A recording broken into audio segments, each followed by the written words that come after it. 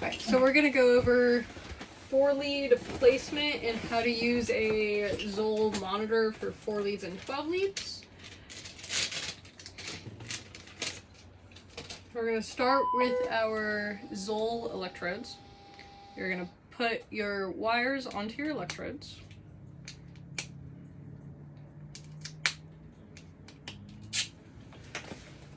And then the standard placement is going to be limb placement, so on your wrists and ankles.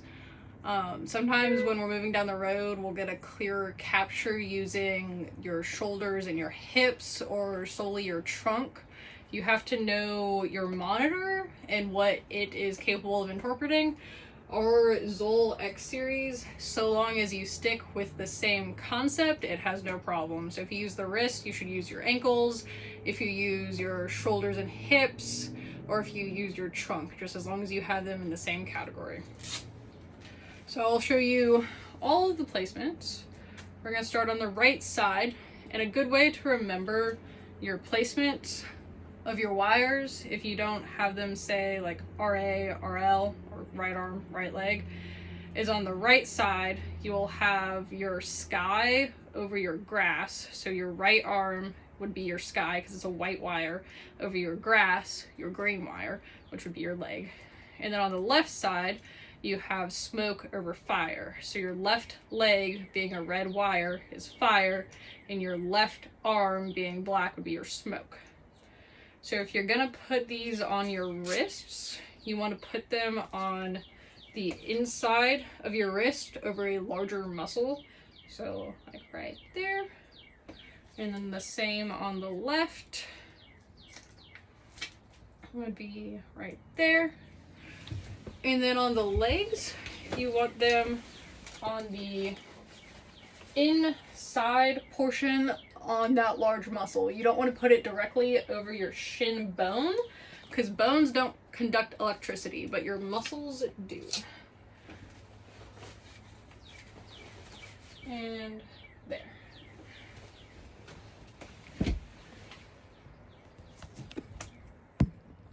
And then you can see on our monitor that you have good electrical capture. And then you always want to make sure that with that electrical capture, you have manual capture by taking a manual pulse that matches that heart rate. So we have that mechanical capture.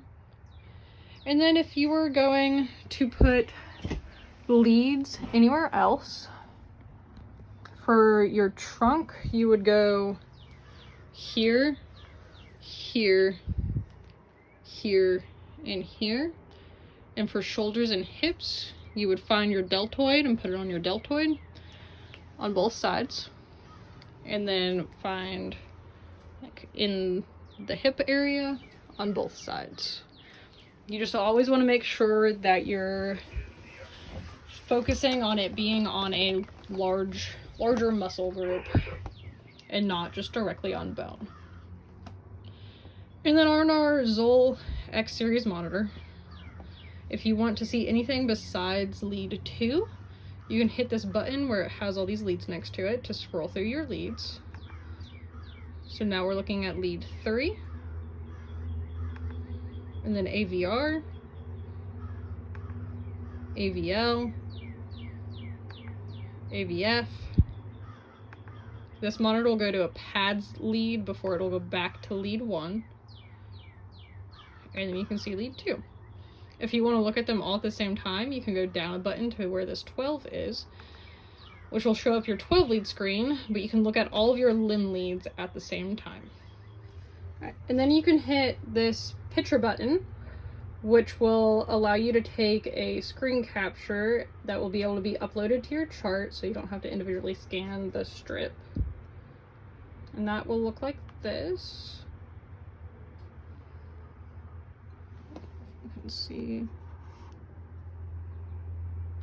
It just says acquiring and authorizing snapshot as you go through it. Some monitors, it's set up to print back here again, and this button will light up again.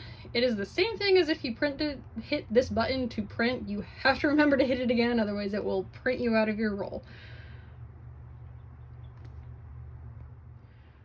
And then just like if you were taking a 12 lead, you can transmit just your limb leads. You have to do that by putting in the same patient information as you would a 12 lead. So age, which you can change by hitting this round button and going up or down until you hit the right age. You hit the round button again to go back to selecting patient demographics. Go down to patient sex, switch it from male to female by using either the up or down button. Confirm with the circle. If you're transmitting something to mission, having a first initial and last initial in here is helpful. You can do that by hitting that round button again. And you can either use these buttons to maneuver, or these turn into row and column. So you can go to either end of your column, and you can go up and down a row with these. And then with these, you can move over one way or the other. Use these as well as these to jump you all the way down to save or cancel. And use this back arrow to confirm your information. If you put all your information in using this second button, it allows you to get a good image of your leads, make sure they're clear before you hit your 12 lead button, which will take your snapshot.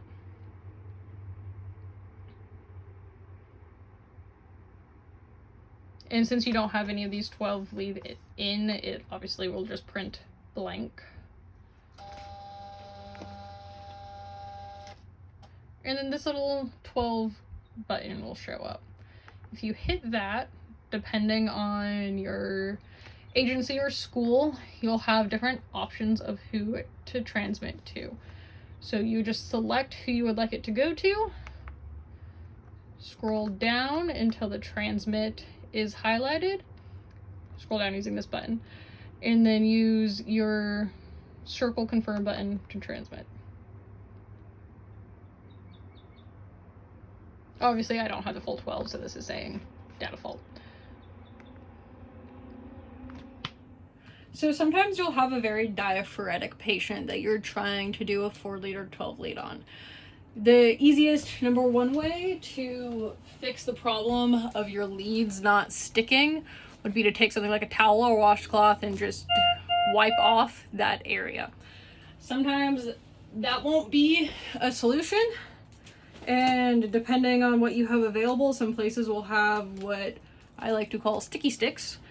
They're a benzene stick it looks just like an iodine swab, and you will just apply it to the area in which you want your leads to stick. Typically, this problem will be seen in the chest or in the trunk, so you can swab where your V leads would go, and that will help your electrodes have a better stick, which will let that electrical activity transmit from the body to those electrodes better, giving you a cleaner read. So, okay, so now we're going to go over the full placement of the 12 lead, starting with your limb leads. So again, remember, you have your smoke, your black wire, over your fire, your red wire for your left leg, Sorry. And then for your right side, you have sky over grass.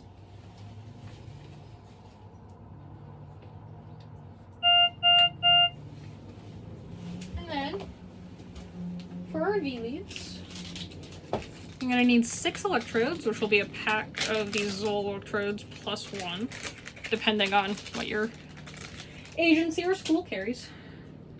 And I personally, when putting these on, like to start at V1 and work my way down, leaving them all connected. That way when I'm attaching them to a patient, they're all in order and I don't have to be fumbling for whatever I'm looking for while moving the patient around, having to touch the patient. It surprises your patient less. It makes them a little bit less uncomfortable when you're able to just flow with what you're doing. So when setting up my electrodes, I like to have them look like this. And then you will start with your V1 lead, which will be at your fourth intercostal space, and it'll be just to the right of the sternum. So what you're going to want to do is start at the collarbone, feel your way down, and actually count out those intercostal spaces. This matters because where you put these is going to be a direct line to where you're looking at the heart. So these being the unilateral leads, all they do is go and take a picture straight into where you put them.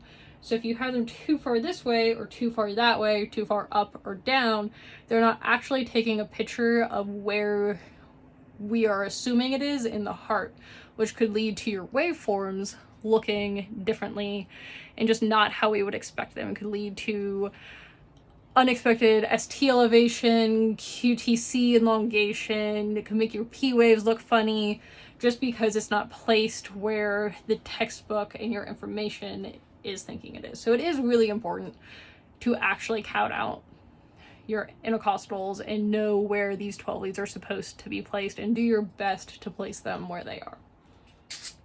So your V1 and V2, like I said, your fourth intercostal space. So you start at the collarbone. Normally your first space is just underneath that collarbone, and then you'll just feel your way down until you feel the next rib, and then that third rib. And so right about there is where this would go. And you just want to make sure you walk over till you feel that sternum and put this lead directly next to that sternum. And V2 is a little easier just because this is already at your fourth intercostal space. You do want to make sure that, you know, everything is symmetrical going over to the other side. And this would go at the same spot, fourth intercostal space, directly left of your patient's sternum. And then what we're going to do is we're going to skip V3 and go straight to... So now we're going to go to V3. I had a technical issue, so they're all already placed. We're going to skip V3 and we're going to go to V4. V4 is going to be your mid-clavicular space, and it'll be at your between your fourth and fifth rib. So you, again, make sure you feel that out. Make sure you feel that clavicle, find the middle of it, and then use that to count your rib spaces. Put that one down, and then in the most scientific way you can muster, just smack V3 right between your V2 and your V4. There's no landmark space for it to go. And then V5 is going to be your anterior clavicle all the way down to your your fifth intercostal space. Should probably put this one down. And then your V6 is going to be your mid-axillary line. Can you put this on for me? Mm-hmm. So you see how you have space kind of underneath your armpit. That's all your axillary space. You're just going to find right in the middle. The short seam is a great smack dab in the middle of your mid-axillary. And you're going to want to make sure that that is right between your fourth and fifth rib and the fifth intercostal space. And you should notice that V4 through V6 pretty much make a straight line. So you're going to come over, you're going to make sure that your precordial leads are connected to your V lead. And you'll do that differently depending on your different monitors, but always make sure like those little indicators should be there on most models are showing the right way.